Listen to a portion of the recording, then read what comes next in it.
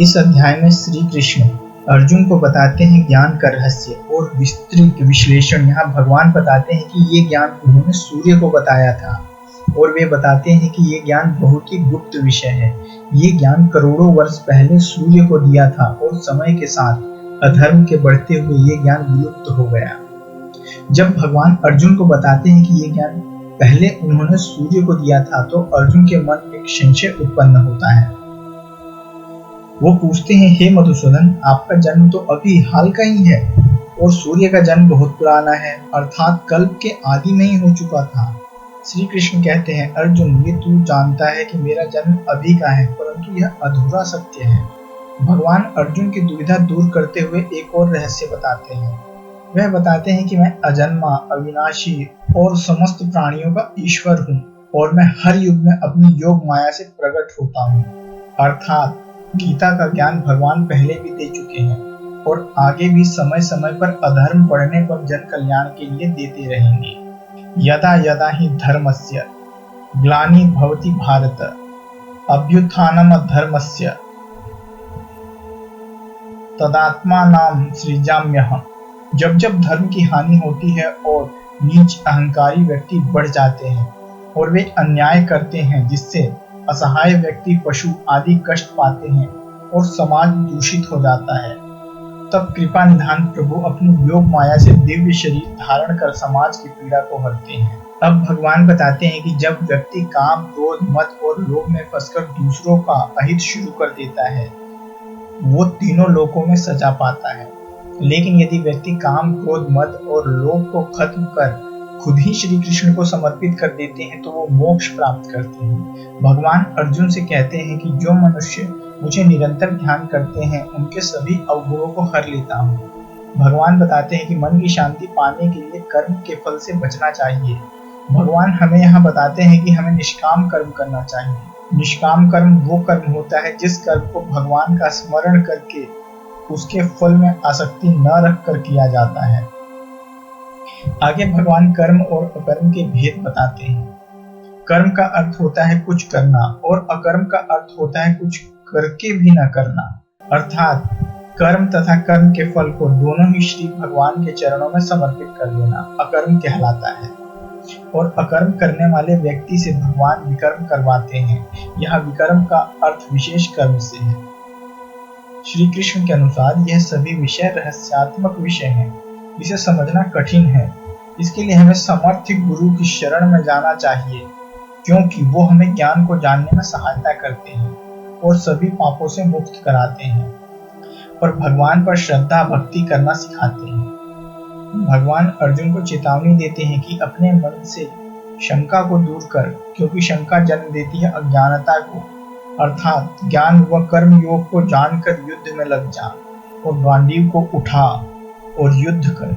जब भगवान की शरण को पालोगे तो न तो युद्ध से भागने देंगे न हारने, क्योंकि भक्त की हार में भगवान की हार है। तो दोस्तों, अब हम चलते हैं कुरुक्षेत्र की रणभूमि में और सुनते हैं अध्याय 4 ज्ञान योग।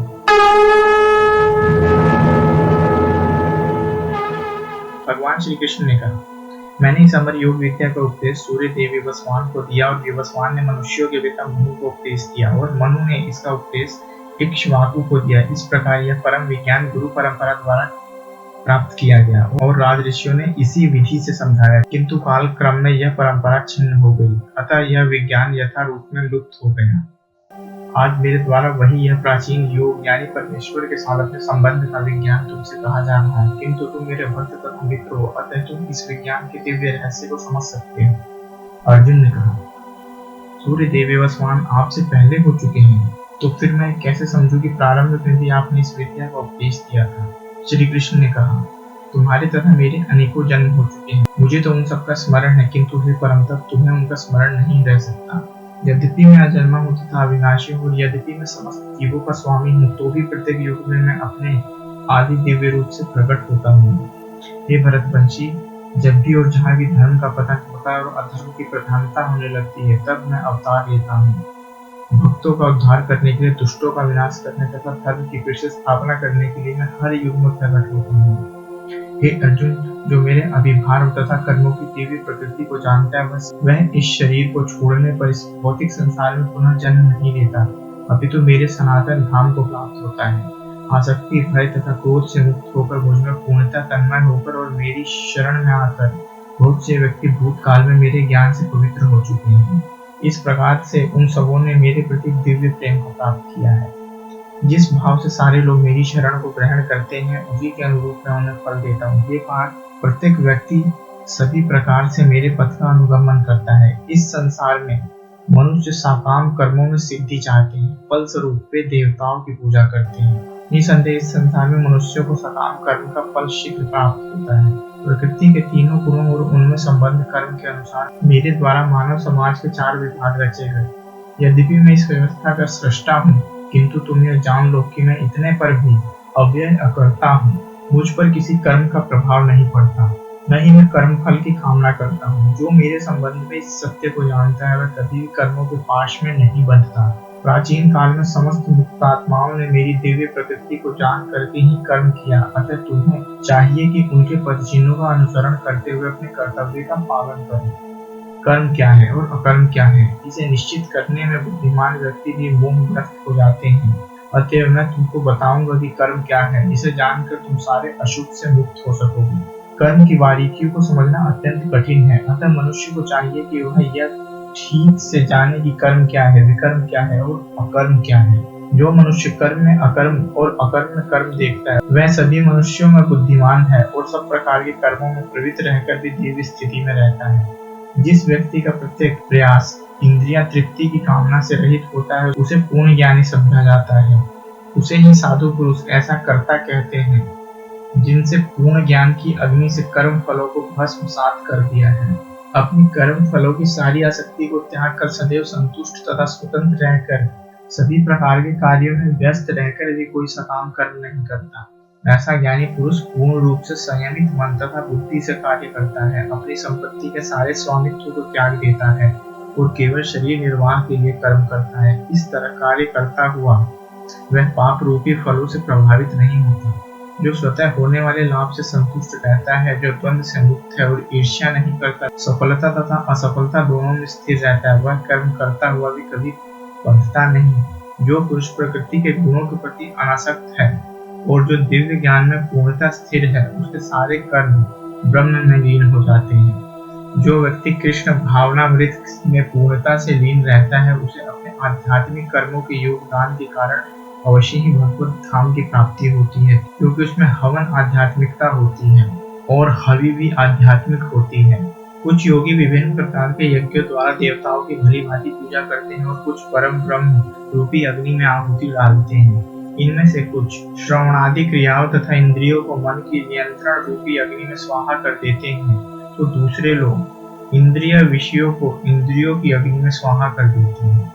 दूसरे, जो मन तथा इंद्रियों को वश में कर आत्म साक्षात्कार करना चाहते हैं, संपूर्ण इंद्रियों तथा प्राणवायु के कार्यों को संयमित मन रूपी अग्नि में आहुति कर देते हैं। कठोर व्रत अंगीकार करके कुछ लोग अपनी संपत्ति का त्याग करके, कुछ कठिन तपस्या द्वारा, कुछ अष्टांग योग पद्धति के अभ्यास द्वारा तथा दिव्य ज्ञान में उन्नति करने के लिए वेदों के अध्ययन द्वारा प्रबुद्ध बनते हैं। अन्य लोग भी है जो समाधि में रहने के लिए श्वास को रोके रहते हैं। वे अपान में प्राण को और प्राण में अपान को रोकने का अभ्यास करते हैं और अंत में प्राण अपान को रोककर समाधि में रहते हैं। अन्य योगी कम भोजन करके प्राण में आहुति देते हैं। ये सभी यज्ञ करने वाले यज्ञों का अर्थ जानने के कारण पाप कर्मों से मुक्त हो जाते हैं और यज्ञों के फल रूपी अमृत को चखकर परम दिव्य आकाश की ओर बढ़ जाते हैं।